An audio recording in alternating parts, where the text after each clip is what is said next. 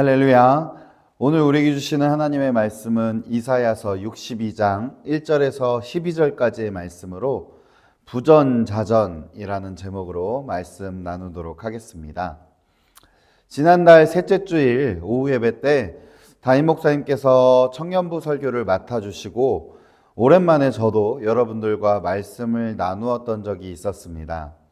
그때 말씀을 잘 마치고 예배를 잘 마치고 이제 주일 사역을 마무리하는 중에 오후 예배 때 방송실에 계시는 이혜민 전도사님이 저를 보면서 이런 말을 건넸습니다.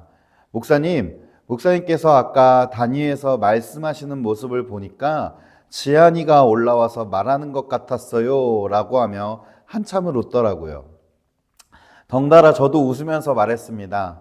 제가 지한이를 닮은 것이 아니라 지한이가 저를 닮은 것입니다.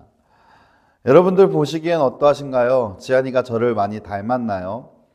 그렇습니다. 누가 보아도 지한이는 제 아들이라 믿어 의심치 않을 것입니다. 단지 외형만 보고 말한다 하여도요. 그런데 문득 이런 생각이 들었습니다. 여러분들은 이런 생각을 해보신 적 있을까요? 내 모습을 통해서 내가 하나님의 자녀임을 누구나 다 알 수 있을 정도로 나는 지금 어떠한 삶을 살아내고 있을까? 또 그런 삶을 위해서 나는 어떠한 삶을 살아내야 되는 것이 맞는 걸까라는 것입니다. 맞습니다. 우리 역시도 하나님의 자녀입니다. 하나님의 자녀라 함은 예수 그리스도를 닮아서 하나님의 뜻을 나타내야 합니다. 그래서 누가 보더라도 당신은 정말 하나님의 자녀이군요 라는 말을 듣게 된다면 여러분 얼마나 좋겠습니까? 오늘 우리에게 주시는 하나님의 말씀 이사야 62장에서는 바로 그러한 하나님의 자녀로서 가져야 할 삶의 모습을 알려주고 있습니다.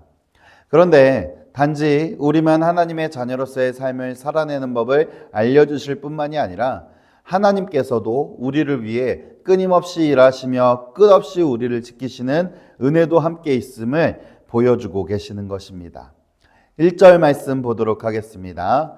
나는 시온의 의가 빛같이 예루살렘의 구원이 횃불같이 나타나도록 시온을 위하여 잠잠하지 아니하며 예루살렘을 위하여 쉬지 아니할 것인즉. 아멘. 우리가 하나님의 자녀로 주님을 닮아가는 삶을 살아내기 이전에 이처럼 하나님께서 먼저 우리를 향한 하나님의 사랑을 보여주셨습니다. 또한 그 사랑을 오늘 본문에서는 절대 멈추지도 않으시고 쉬지도 않으시며 늘 한결같은 모습으로 계신다라고 알려주고 계신 것입니다.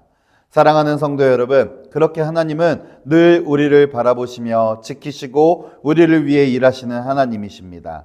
또 그러하기에 지금 이 시간 우리 가운데도 함께 하시는 하나님이십니다. 늘 하나님의 일하심, 하나님의 은혜를 누리며 사시는 성도 여러분 되시길 주님의 이름으로 축복합니다. 그렇게 일하시는 하나님이라면 하나님께서 계속 일하실 수 있도록 우리가 해야 할 일이 있다라는 것입니다. 저는 종종 이런 이야기를 전합니다.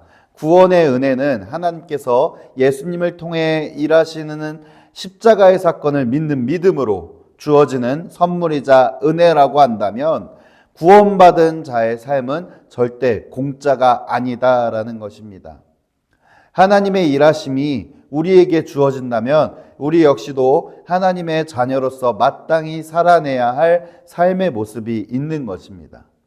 때로는 그것 가운데 내가 내려놔야 될 것이 있다면 내려놓아야 하고 끊어내야 될 것이 있다면 끊어내야 하는 것입니다.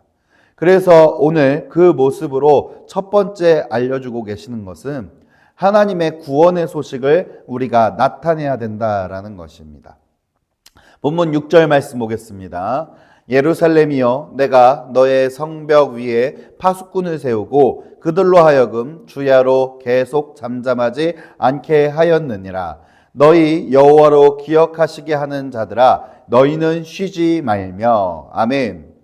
오늘 본문 속에서 파수꾼들을 성벽에 세워 하나님이 하신 일을 전하게 하셨습니다.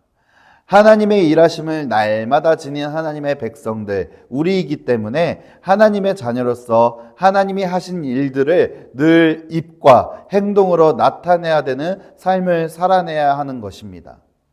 성도 여러분, 복음을 전해받는 자보다 복음을 전하는 자는 복음을 전달하는 과정 속에서 하나님이 어떻게 일하시는지를 직접적으로 눈으로 보고 경험하기에 더 큰 간증을 고백할 수 있는 것을 우리는 기억할 수 있습니다. 그렇게 하나님의 일하심을 늘 경험하며 복음을 나타내시는, 복음으로 살아내시는 여러분들의 삶이 되시길 소망합니다. 계속해서 하나님의 자녀로 살아가야 될 삶의 모습 두 번째는 바로 기도해야 된다라는 것입니다. 다시 본문 6절을 보면 그러한 파수꾼들은 단순하게 전하는 역할, 하나님의 일들을 나타내는 역할만을 하는 것이 아니라 너희 여호와로 기억하시게 하는 자들의 쉬지 않음을 볼 수가 있습니다.